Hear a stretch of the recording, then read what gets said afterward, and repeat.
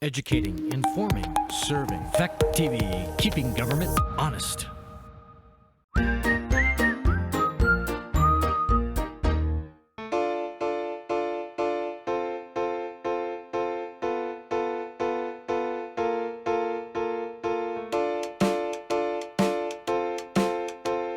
I have called the meeting to order. Public comment period on anything not on the agenda. I'll entertain a motion to accept the minutes of the August 3, 2020 meeting. So moved. Is there a second? I'll second that motion. Okay, any additions or corrections? Okay, all in favor say aye. Aye. Okay, Matt Brennan is not with us tonight. Okay, the issue of the sewer fees and taxes, we wanted to give people a chance to give input. And we do have one person here in the room. And I must mention that Ben has to leave at 7:30 and time is ticking, so we will go on with, I guess we'll start with you, Connie. Connie Lancaster is here. And she would like to grieve her sewer bill because she says she has one bathroom and sink in the upper part of her building on Main Street, not where she lives. And the other part does not have any sewage, any kind of facility. And she's operating as yours is not occupied, not a business. So you're paying two sewer fees now? Yes, we've been paying. She's been paying two sewer double fees. sewer fee. And I believe that originally, when the property was rated, can you hear me? Yeah. Okay. Yes. Yep. When it was rated originally, it was based on two tenants on the main floor, one of whom was a hairdresser and had special sink and drainage, and the other was the chiropractic office. And it wasn't based on the cellar, which is not connected. When the hairdresser left, she took her sink with her. We shut off the plumbing. It's walled in. There's no outlet there for a sink any longer. So the only plumbing on the main floor is a lavatory with a toilet and a sink, and there is a kitchen sink. There are no tenants. On the other hand, I realize a building is rated on its potential. So there's the potential for one business to be up there if I ever get around to renting again. Right now, I'm using the entire premises for storage, but I would like to understand how the building qualifies for a double sewer rate, and I'd be happy to give someone a guided tour if that would help. It doesn't sound like it does qualify for a double rate. I don't know how that can. If there was two businesses operating in there, Connie, then it would have been charged as two businesses, so that would be two fees. That's originally how it was rated. Right. So that's probably why it's now being billed as two vacant businesses. But you're saying that you feel like it should be billed as one vacant business. Correct. Okay. Is it? Can I ask how it's currently zoned with the town? It's simply zoned as a commercial building. It doesn't indicate the number of business units that are in there. Yeah, that's right. Okay. And we have a permit to put up a sign that we went through zoning for that years ago. Yeah. Okay. So, can we take that under advisement and maybe rule on it at a subsequent meeting? Because I am short on time tonight for discussion. Does anyone else have something to add? Sounds like two fees is a lot for the premises, what it consists of.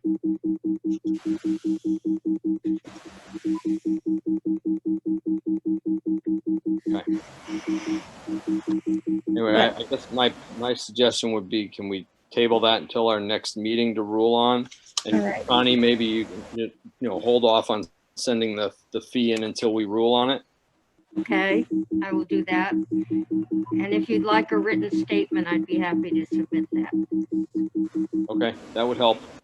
Does that Thank need- you. Does that need a motion? Do you want to make a motion to hold off on that, Ben, or do we need a motion? I don't think we do. Okay. No, okay. Okay, how do you set the gallery in this gallery view? So we can see everybody.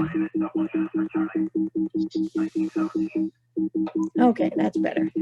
So we have some visitors and, We have some other sewer issues, I think. we do? We have other sewer issues? Yeah, we do. Okay, what do you have? We have the one from,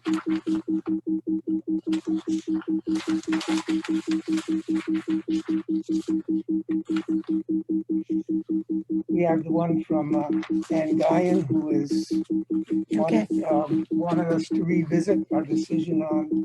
All right, and Yours Ann is based not on- here, right? She did not attend. Okay, So why don't I address her concern, because I think that it just needs better clarification. I don't think I did a very good job of recording the rationale for the decision in the last minutes. So with her circumstance where she's got an Airbnb, she winds up being subject to the minimum fee that we've got for a business, which is one residential fee. That's the minimum for any business. So regardless of the percentage of time that her business operated during this year 2020, or the percentage of time, if it was closed for the entire year, she would still be subject to the minimum fee, which is the one residential fee. So I think that's the piece that she may not have understood. When we reduced the Saxtons River Inn's fee, here.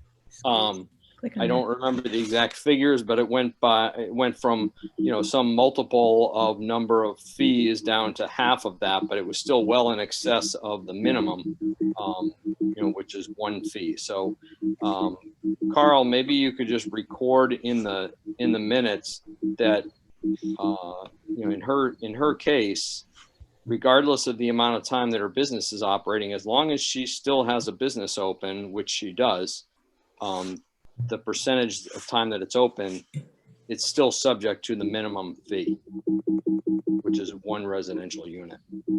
So even though her business is currently closed, Yeah, if there's a vacant business, just like as in Connie's situation, then it's still going to be charged the minimum fee. so we need to explain to her the difference between her situation and that of the Saxtons River Inn.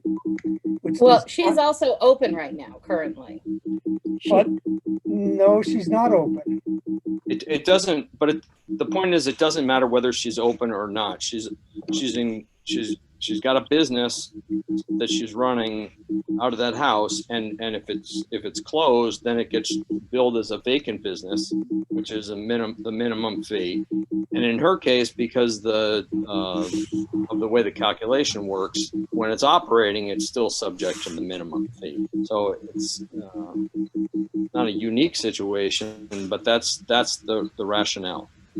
If she decided to entirely close her business and no longer operate an Airbnb rental, then it wouldn't be a vacant business at that point. It would be would cease to exist. So that would be the only scenario where her fee would change. But she's still operating that business, and we'll take on tenants when they start to engage. I still don't think that addresses her question in her email about distinguishing between how we treat the inn and how we treat her business. Can you clarify that?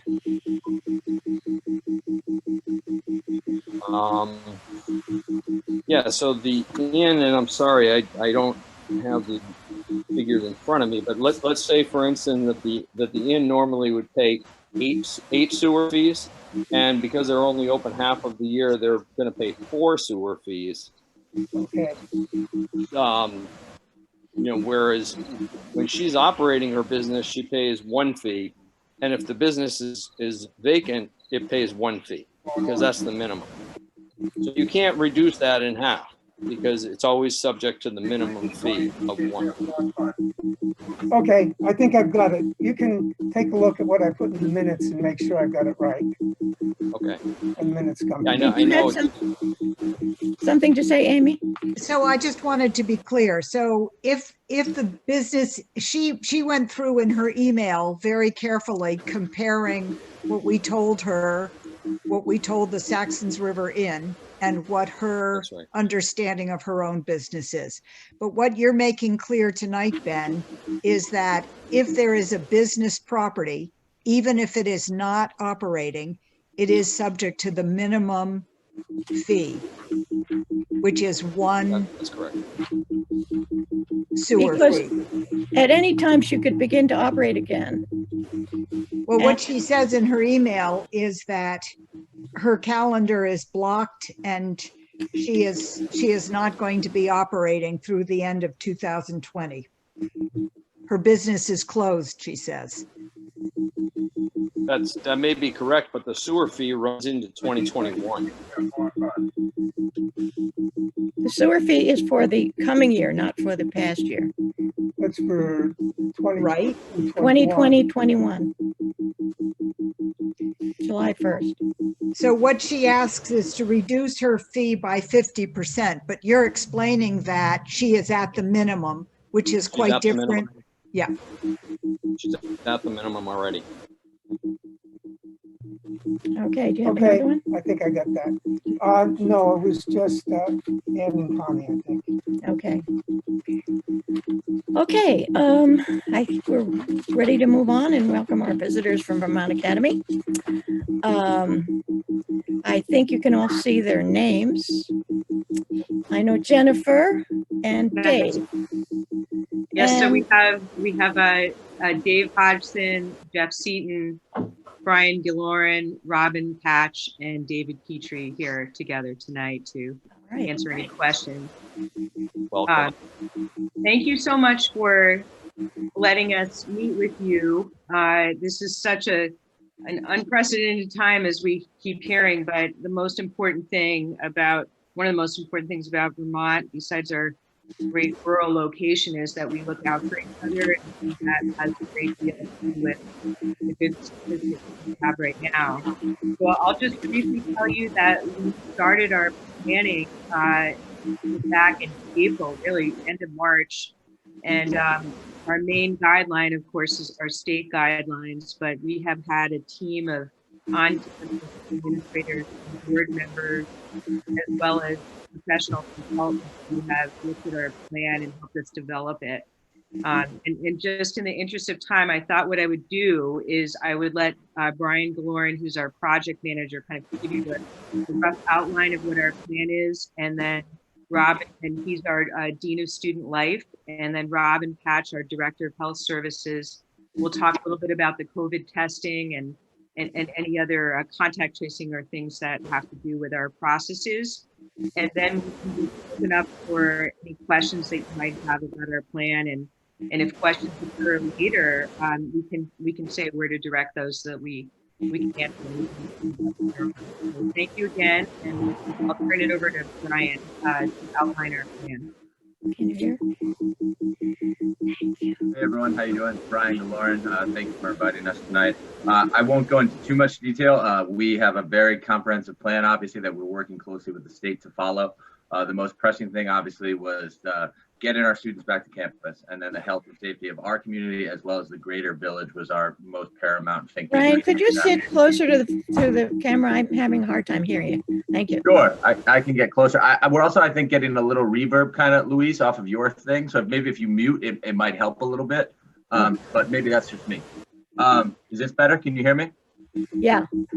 Oh, yeah, okay. So kind of what we did, arrivals were the most important thing for us. So we sort of staggered that sort of based on where people were coming from, how they're commuting to campus, and we had various quarantine policies in effect. So we've been following those very strictly, and we are not allowing anyone to come to our campus unless for set 2-week separated arrival dates, so we can count for quarantine and various other factors. We have adjusted some of our spacing, which we'll go into more detail, but basically we are following the key safety measures at all time of mask wearing, social distancing, limiting population density, and hand hygiene are the most paramount things. Again, if we are getting a little reback, I think that's why. But the most important thing is keeping everyone in our safe bubble. And then what we're going to do, obviously, we have a series of testing both before kids arrive and then once they're all here in our bubble that we're following very closely. And I think that will allow room for questions at the end, but I think that's the most kind of key things that I want to present. Okay, Robin, do you want to share a little bit more information about our testing and daily health check-in? Sure. Hi, folks. Thanks for inviting us. Louise, if you muted yourself, I think everybody could hear better. We tried that. Oh, there, that's better. Just because I think it's because being at the fire station is making it complicated.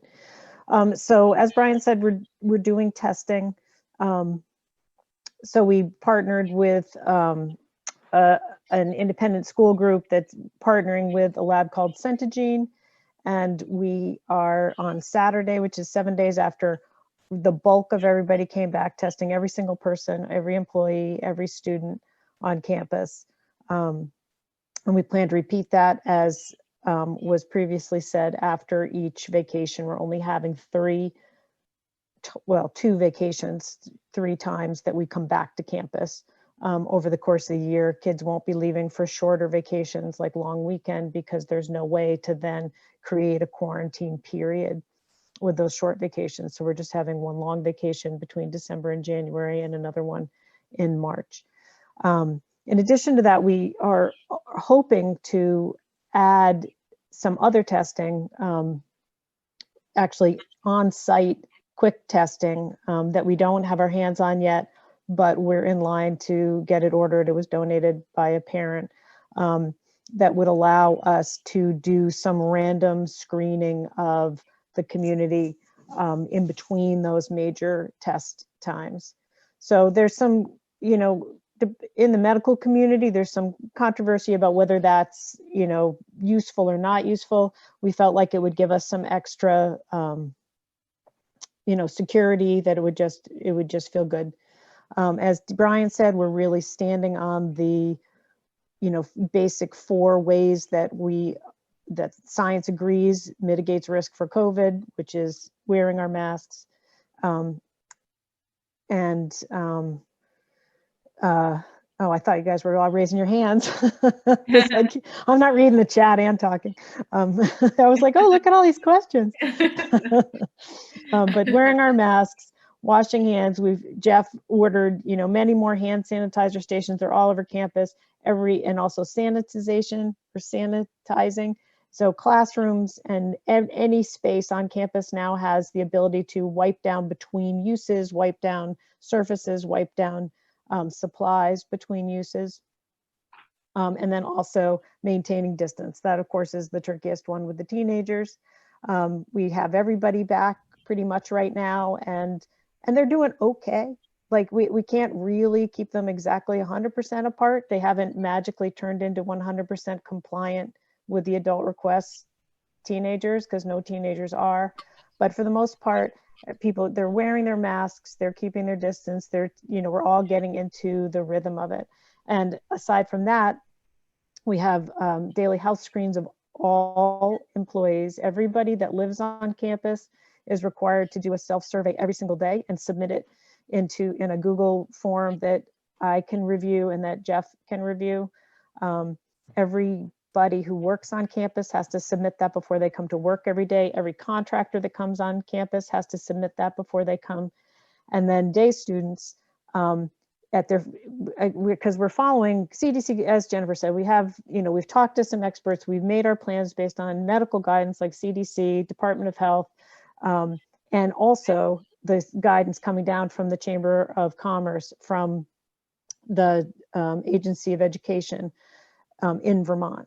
So there's sort of different pieces that are covered by different agencies. And so one of the school pieces in particular says that any student has to be surveyed at their first point of contact at school. So all of the day students who just came back this weekend, and today was their first day of school, have to report for a health survey to the nurses, and whoever drives them has to remain in the car and wait until they get the okay that they can stay.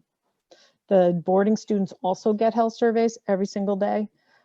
So we just sort of have layers of quarantine and distance and this and that, which is what we're standing on. Yeah, now So you have to Louise, unmute. Louise, oh, go ahead, Robin. What were you No, I going was to say? saying now everybody has to unmute to ask questions. Okay, I have a few questions. How many students are there? Go ahead. I was just saying, what's the exact number? One. Well, it's about 170 because, right, there's about 20 or so kids that are off campus right now studying online because due to visa restrictions and other travel issues. Okay. And what kind of plan do you have if someone does turn up positive? Oh, right. Yeah. So we have, again, many layers of planning, but we had to set aside space, make sure we had space to be able to isolate and to quarantine, because as soon as there's a presumed case, that person is isolated until they either test positive and then stay isolated or test negative because there's something else that's making them sick.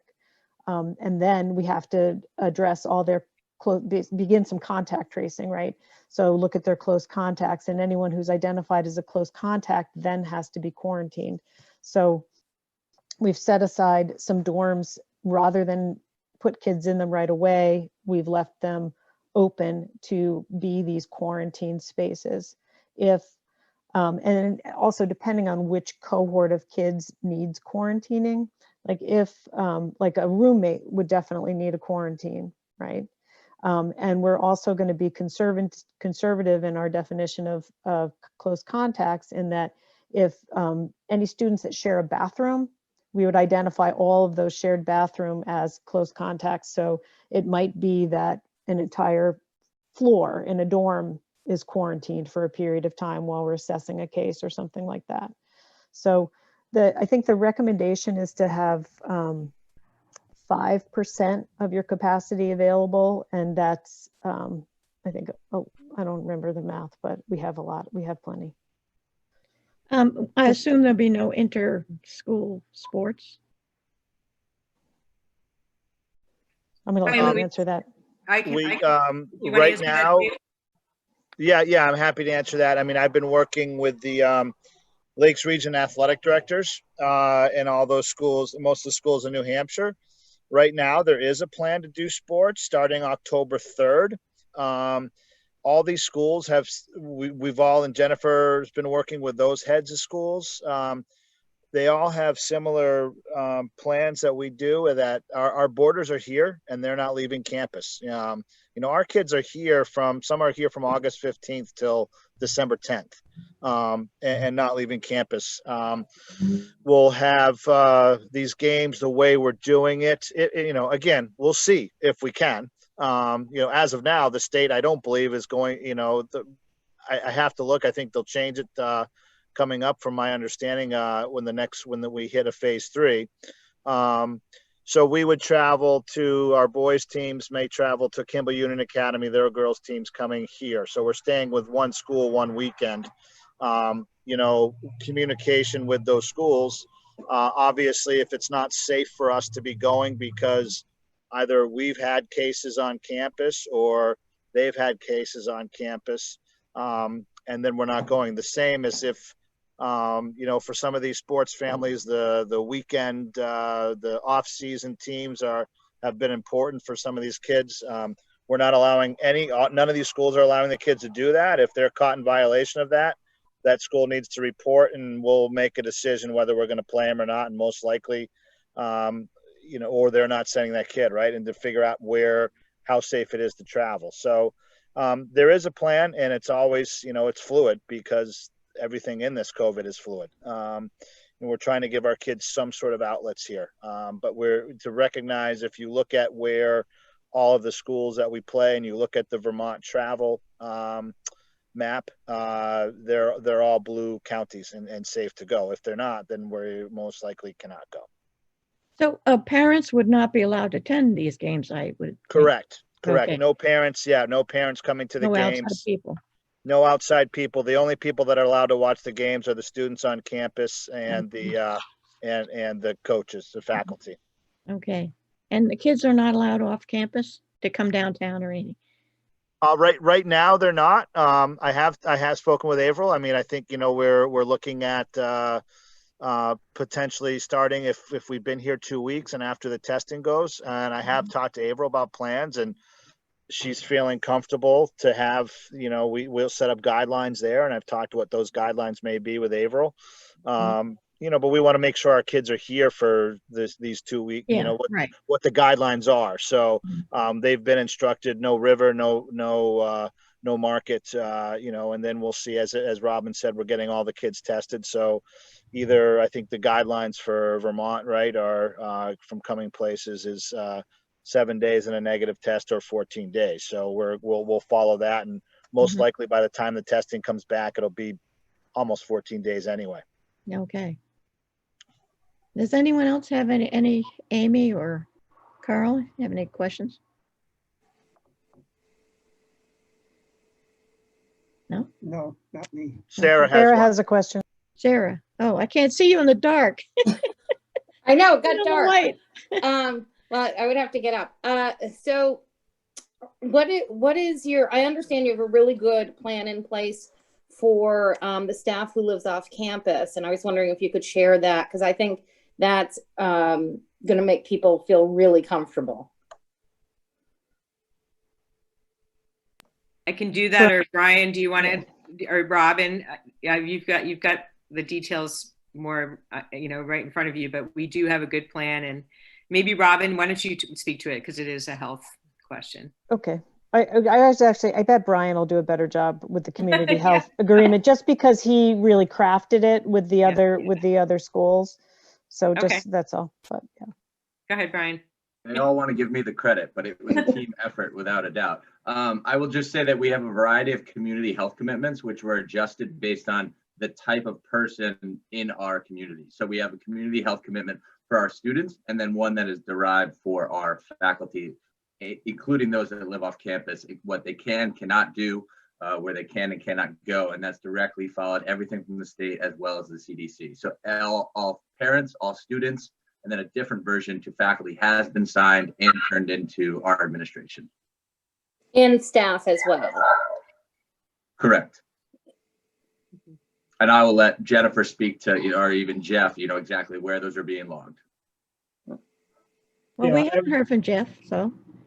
Yeah, I would just really like to address it just from a really different angle, right? Which would be from how you're going to handle if you have off-campus staff get sick, for example. And one of the things that we are doing this year is that you really have like a no fault or no penalty sick time policy, which is in effect for all of our folks, so that we're not incentivizing people to come to work if they're sick because they're worried about running out of sick time. And of course, if you got sick, you were ill, you had, you know, any kind of illness that meets the various criteria that we fill out every day, returning to work and returning back to the campus if you've been off of it will require a doctor's note and that kind of thing. But it's a fairly progressive policy and an open policy. But really, as Robin and I talk through it, we don't want to scare people into not reporting being ill. And so it gives us the ability to do that. We also are screening, have screened all of our employees for the variety. I forget how many there are. There's about 8 to 10 conditions of concern for an employee. They have a checkbox, and anyone who has checked any of those boxes, it can be a variety of things. It could be age, it could be obesity, it could be a variety of conditions that we go through. We talk about it, what the conditions are, and about the kinds of things they need to talk about with their doctor. If we have to make an accommodation for somebody, for example, teaching online for some period of time, we can do that. So again, we're being flexible and working with our employees so they're not just coming to work and working sick, as you know, hardworking people sometimes do that. And so we're accounting for that and trying to make sure we're as safe as we can be. I would just add that, and we're, on the other hand, we're also, really holding hard lines. Like we had a staff person who was like, oh, whoops, I went on a day trip to a county that was not safe. And we said, then you can't come to work for 2 weeks, and you need to get tested and you need to have a test result before you come back to work, even though honestly, we needed them to be at work, so I think it's both sides. We want to help people be home when they need to be home and not feel like they have to show up because they're sick, even when they're sick. And at the same time, really trying to have some very serious accountability for staff behaviors to be following all the guidelines and the requirements that are set out for them.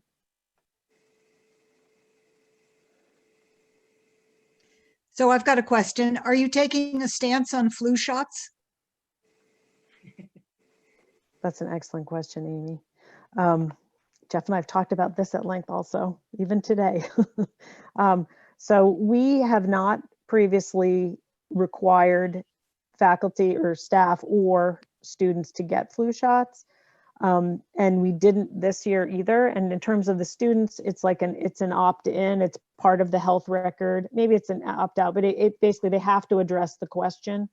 And what I did this summer is every single person that checked not applicable, which means no, thank you, I don't want my kid to have a flu shot, I communicated with them directly and said, we really, really are encouraging everyone to get a flu shot. Here are the reasons why. We're worried about flu season and the similarities with COVID, and we're afraid it's going to, throw us into isolation, quarantine, and exclusion for day students. That's unnecessary. Not that we would have anybody with the flu on campus anyway, but that we would keep, in the community. We wouldn't. But and I got a really good return on that.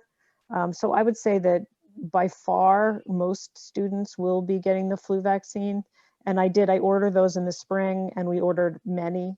In terms of staff, well, maybe Jeff, do you want to just talk about staff? Yeah, so we can require staff to get a flu shot under Vermont law, right? So you can still opt out of a flu shot on a variety of grounds under state law, and we've reviewed that with the school's attorney. The reality of it is that there'd be very few people who would be able to exercise that exemption here. And so we'd expect that most, if not all, employees would be getting a flu shot, whether it's provided by us or provided by their provider. I think on both ends, one of the wild cards for us is I know that the Scott administration is looking at mandating flu shots for schools. And at least right now, the Vermont has been pretty interesting in the past that they'll mandate something for public schools, but not independent schools. With COVID, that has not been the case. So if there is a mandate for schools to do required flu shots, that would highly likely come our way as well. And then that wouldn't even be a question we would be addressing. We'd just be doing it. We did mandate, right. And I agree with Jeff, just because we're certainly, with public schools in terms of immunization requirements, but there's no exemption for independent schools. Like all our students are required to meet the same immunization requirements as students in public schools. But we did mandate our on-site COVID testing. We basically said your kid can't be here if you're not willing to allow that to happen.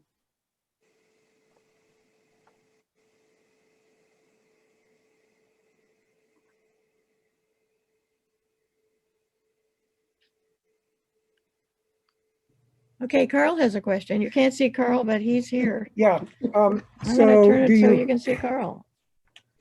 In the event that a faculty member from off campus tests positive for COVID, what are your plans for screening their students?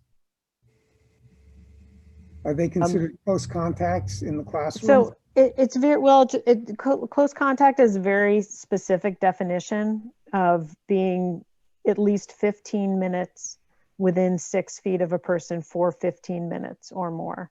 So masks notwithstanding, mask, no mask, shield, no shield, but 15 minutes, 6 feet. That's the definition of a close contact. So we've set up our classrooms according to guidelines too. So typically we would have had our classrooms, we have tables, but usually they're in a rectangle, everybody's facing the middle. But now they're set up as though they're desks. All the students are facing in one direction. The students there's only 2 at a table. They're at opposite ends of the table. And this is a state requirement.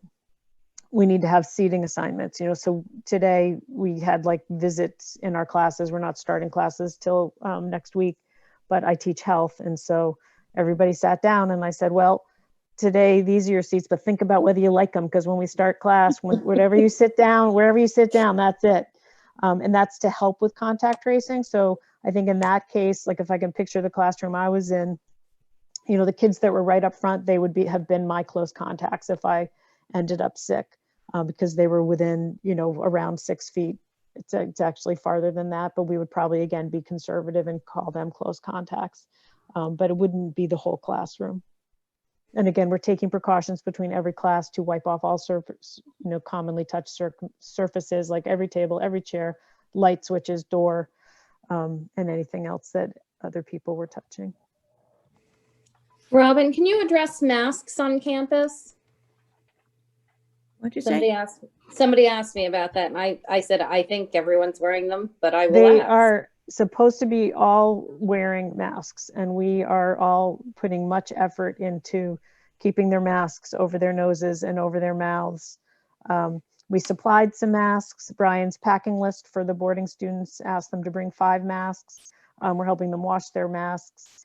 There are some, again, the state just put out some rules about, gaiters. I think it's specific to sports, but they have to be 2-ply, not 1-ply. I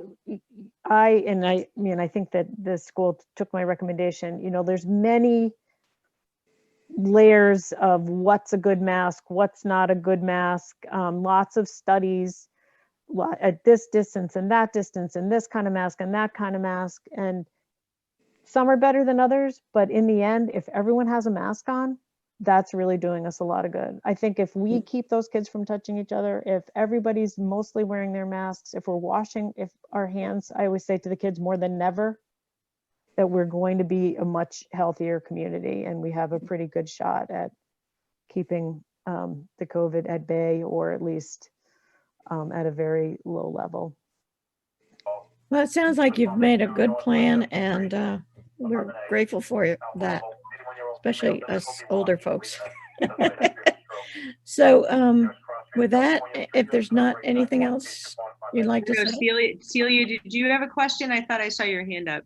Also, Sarah, did that answer your question about the masks? Yeah.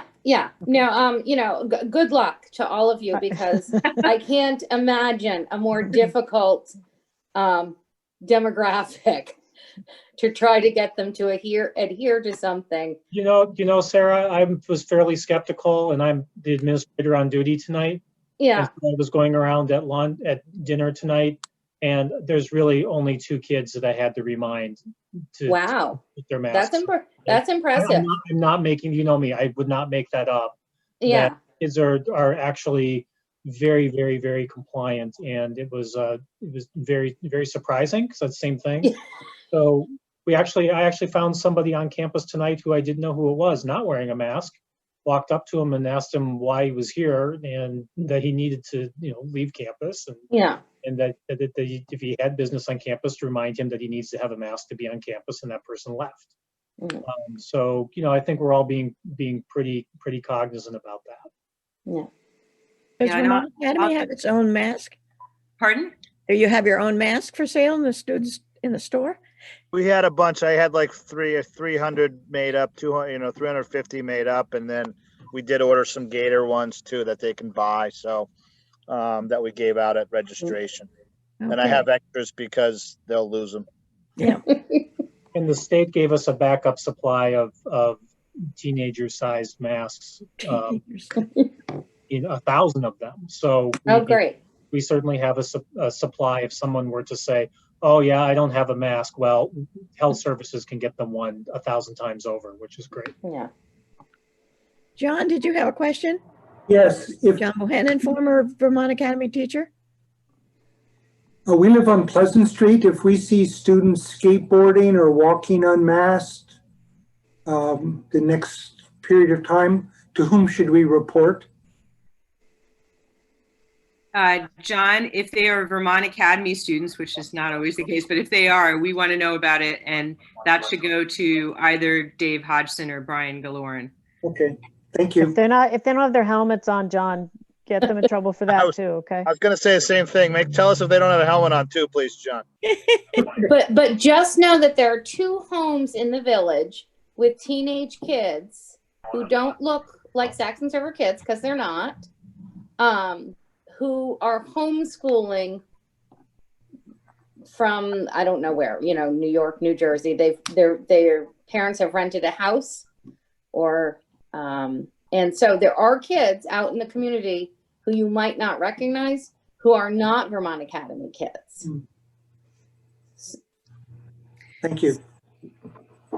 Louise, I just want to say in closing that I'm just so proud of the team here, and we've been working really hard.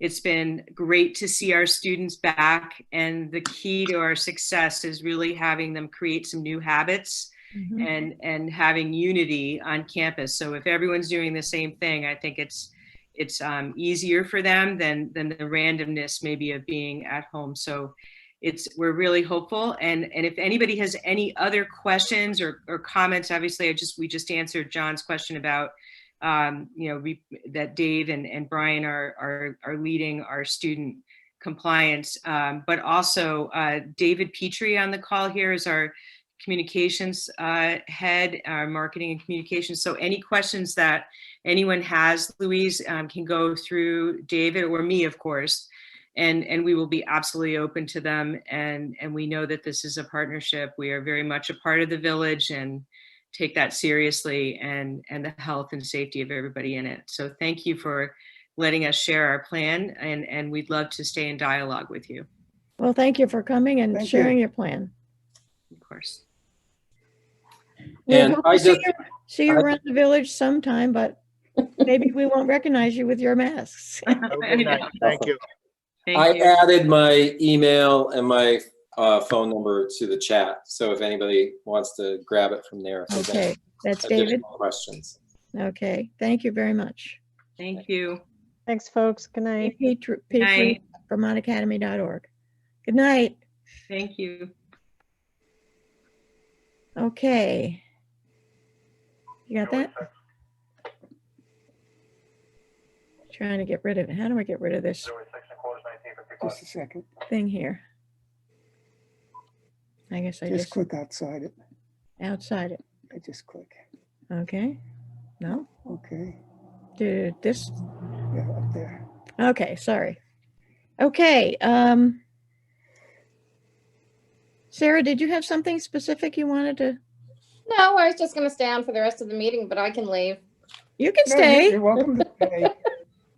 All right, we're on until executive session, right? Exactly. Yeah, right. You're in the shadows, the shadow. Okay, so warrants and bills is the next topic. So we have a list of bills that we need to pay that total $13,882.47. And you've all seen that list. And I'll entertain a motion to pay those bills. I move we approve the warrant and pay the invoices listed. Oh, I'll second that motion. Any further discussion?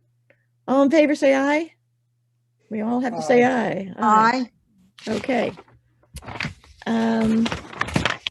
Next topic is the bylaws update study. Amy, do you have something to report, or? I have nothing to report. I am trying to become familiar with the bylaws. I still haven't been able to get a comparable set from some other village in the state, and I really need to go back to League of Cities and Towns. So Thank you for keeping it on the agenda. My assumption since whenever it's come up in these meetings, no one has had anything specific to ask about. My assumption is you just want them thoroughly reviewed. Right. There are no underlying issues that you're concerned about. Is that correct? As far as I'm concerned, you too, Carl? I think so, yeah. Okay. Okay. Thank you. I'll try and get a little more on that. Sarah, are you making a gesture? Do you have? Yes, because I'm just wondering if that is this part of trying to get the speed limit so that we get the money from the sheriff's department? That's no. These are general bylaws which have to do with how trustees are elected, what sort of indemnification there is for them, how often they meet, what constitutes a quorum. They are what I would call the usual bylaws, which outline general responsibilities. It looks to me like they were seriously reviewed in 1990 and probably not adjusted much since then. Okay. Before Jeff leaves, I wanted to, I meant to mention this to the Vermont Academy people, that the cell tower base is complete. So we are on our way to having a cell tower. That's great. It's a Verizon tower, right? Yes. Yeah. You don't sound happy. That'll be, no, I'm very happy. Oh, okay. I'm a CFO, Okay. I'm never happy. All right. I meant to tell Jennifer, but you can pass the word around. That's fantastic news. I was actually going to ask that. I was wondering because I yeah. heard it was moving along, but hadn't heard anything. So that. Yeah, the base is complete. Now, where do they anticipate the finish date? I don't know. That's all I know. Okay. The last contact I had suggested to me that they might have the tower up by late this fall, but that was, before they started construction. So I don't know what problems they may have run into. Great. Wastewater treatment plant upgrade. I don't think there's any report on that. And on the fire station building, no report on that. Town website and open meeting. Celia has something. What? You have to unmute yourself, Celia. Yeah. This is just a small comment on the fire station building. Yeah. When COVID started, April was offering masks, which I've been sewing at the market in return for a donation. Yeah. So if someone came in without a mask, she would say, "I'm sorry, you need a mask." There are some here. Make a donation to the fire station fund. Since then, we've brought in about $500.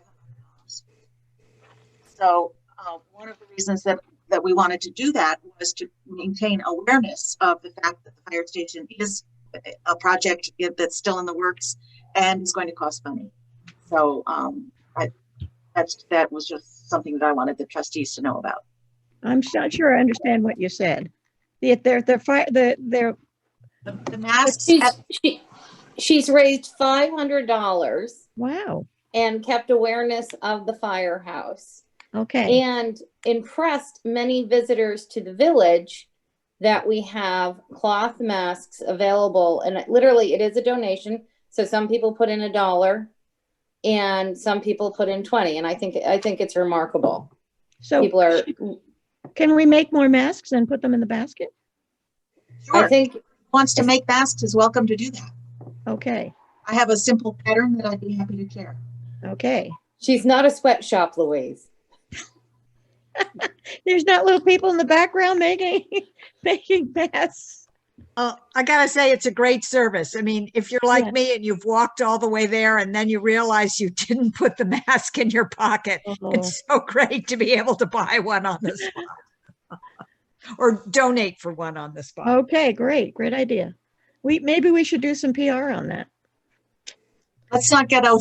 We don't want to run out. But I would, if anybody else wants to be making them, just ask me for the pattern. Okay. So Amy, town website and open meeting law. So I'm sorry that Ben isn't here because I think this is a discussion. Unfortunately, he and I never have not been at the same meeting when this topic has come up. So during our special meeting, we talked about posting agenda and minutes on the website. And my understanding, Rockingham government website, right, for those who don't. rockinghamvermont.org. My understanding from reading the minutes, which I'd just like to clarify in a meeting with Ben present, was that he wanted to make sure that that was not our Official website. And I needed to understand that a little more. It seems to me that since we have no seat of government in Saxtons River, you know, we don't have a town hall, we don't have a town office, we have individual homes. It would be very useful to have an official place where people go. So I need to keep building my understanding. If Louise, you and Carl understand this, maybe it's just a matter of your explaining it to me. But in my mind, it should be really clear to anyone who looks around where our official business can be obtained. And for me, it's very different going to a town office or going to a town website than it is making a personal phone call to a trustee of the organization. So it's Ben who put that into the minutes, and my Ben who made the motion. It's Ben who made the motion. I don't think he was the only person expressing similar sentiments. I can try to say a little something about the discussion, but I think it would be better if this were something discussed again when everyone was present. One of the issues about making it an official village website, and if you have been following the agenda posting for this meeting, you'll have noticed this, is that we have no control over putting things up onto that site. It all goes through the town offices. So the agenda was sent to the town early on Friday morning, so that in theory it would be there in plenty of time to be posted for the 48 hours notice. In fact, it didn't go up on the website until this morning. The town clerk doesn't work on Fridays. Pardon? The town clerk's office does not work on Fridays. The town clerk's not the person putting it up, was my understanding. I'm still bitter about that, though. I talked to or emailed back and forth with Chuck Wise, who said that, yeah, it would be easy to get up there. Apparently there's some glitches that have to be worked out. So one of us needs to talk to them about that. But more generally, I think there was a feeling that if it's going to be the official village website, we should have a little bit more control about posting things. And what else were we concerned about control over? We would have to have our own website to make it be an official website. We can't be part of someone else's website. We would have to have a separate website, which we would have to pay for and maintain. But the Village of Bells Falls shares Rockingham's. Yes, but they have employees who can manage that. Yeah. We have no employees. We're all volunteers, and maybe don't have the technical expertise to do it. Amy. So would you mind if I checked with the League of Cities and Town and got a legal standing on that? Sure, go ahead. Yeah. I know, for example, that a municipal library is allowed to call the town website their website. I believe that we can name any site we want to as our official website. You do? I think we can, yes. Even though we have no control over what goes. Well, that's whether or not we want to do that. But No. we can designate a website as the official site for the town or the village to post and conduct its business. Then the question was whether or not we felt comfortable doing that through the town website.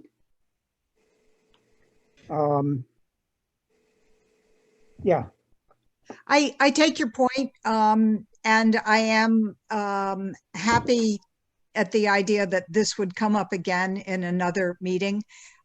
It also seems to me that we are dealing with a slightly unusual situation. Whenever I talk to anyone at town hall, they remind me that staff have been slashed. There are very few employees trying to do all of the things. I'm thinking particularly of Gary Fox. I've been working with him on some other, on the Everyone Eats grant. So I think we are in difficult times, but I get what you're saying. I still feel that it would be worth it, and I'd be happy to be the person to, for example, start the agenda 12 days before. I mean, there's no penalty for posting it, for sending it to the town earlier than the required 48 hours ahead. I'm sorry, could you repeat that? I could not. Wait a minute. Okay. We got too much background noise here. So I'm going to cut to the chase and say, I would love to have this put on the agenda for another meeting. Okay. When we have more presence available. I am beginning to understand what the issues are, but I think they are surmountable. And I'd really like to keep pushing to make this, in fact, our official website. Okay. I would also, for Amy, like to bring up the suggestion that you posed in your email to me about posting the draft minutes of the meeting. Yes. And you had suggested that was a good idea, and I'm opposed to it. So I don't think it's a good idea to put up draft or unofficial copies of minutes. So I would just respond that the open meeting requires that we post minutes within 5 days, not 5 business days, but within 5 days of the meeting. I believe that the open meeting law requires that we provide the minutes to anyone who requests them. I don't believe that it requires that they be posted. I'll look that up. That's true. That was my reading. That was my reading of what I looked up, but we should check that. Yeah, well, I also think it's good practice, and your minutes are phenomenal, Carl. I still think it's not a good idea to publish them as an official document until they've been officially approved. And I get your point of registering, clearly marking them as a draft, and that's easy to do. And that is done for, I guess, select board minutes, I think, appear that way. It's the same open meeting law. Pardon? It's the same open meeting law. It's not different for the select board than No, but I mean, I'm not sure that the open meeting law requires that the select board do that. Let's look into it. Let's look into it. Yeah.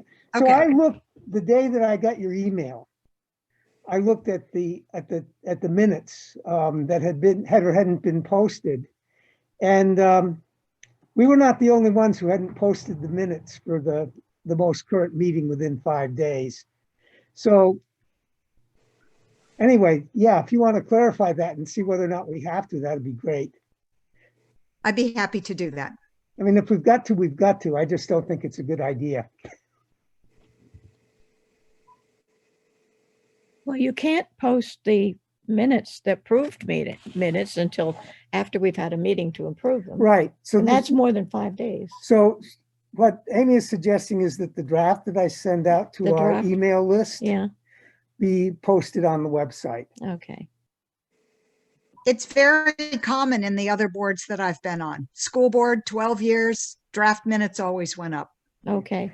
This again will be something then that we would need to address With the town. with the question of getting the agendas up in a timely manner. If we have a 5-day window to work with, because I do the minutes. I don't always do them Monday night. I pass them around for the board to look and make any corrections. It's generally 5 days before I send them out. So there would not be a lot of, it would be hard for me to send them out and get them up in 5 days if there's a 2 or 3 day lag between the time we send them and the time they get posted. Again, if this was something that I could do, for example, for our minutes, it would not be an issue, or for our agendas. But if it has to go through the town to get access to post the documents on the site, then we've got a layer of bureaucracy that we have to work with. Okay. And I get it, everybody's pressed, and I'm not blaming Chuck for not getting them up right away because he's a busy guy right now. Mm-hmm.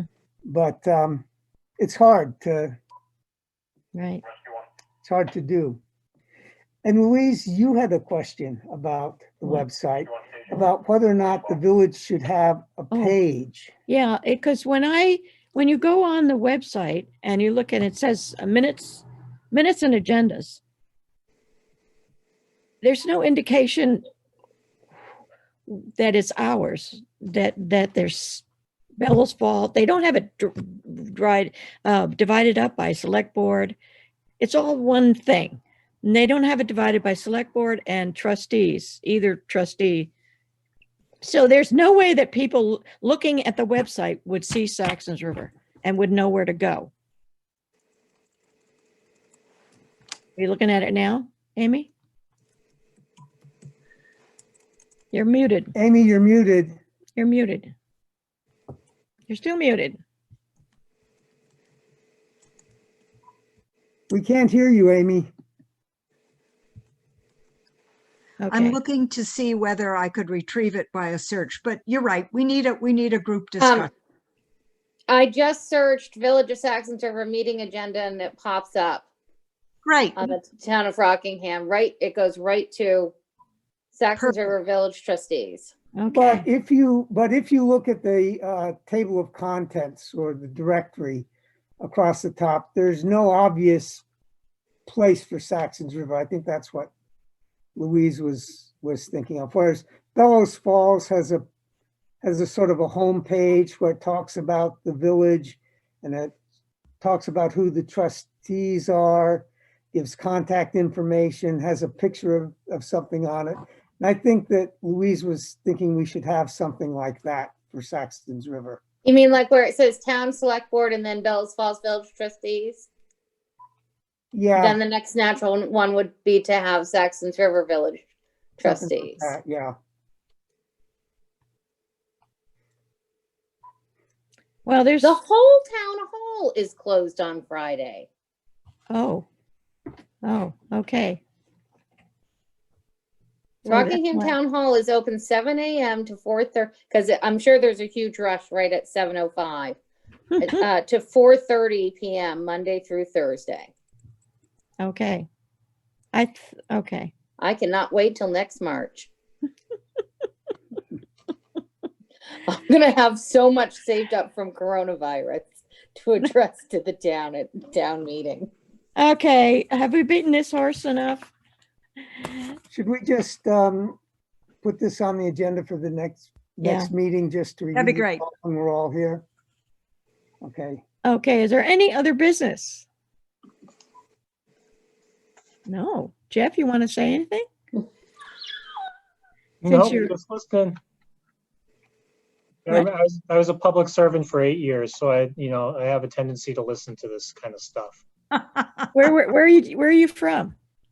I spent 8 years in Missoula, Montana. Well, I spent 20 years in Missoula, Montana, but 8 years was working for the county of Missoula, which is a large government. It's about $120 million budget a year. Oh, a little bigger than Saxtons River. huh? Yeah.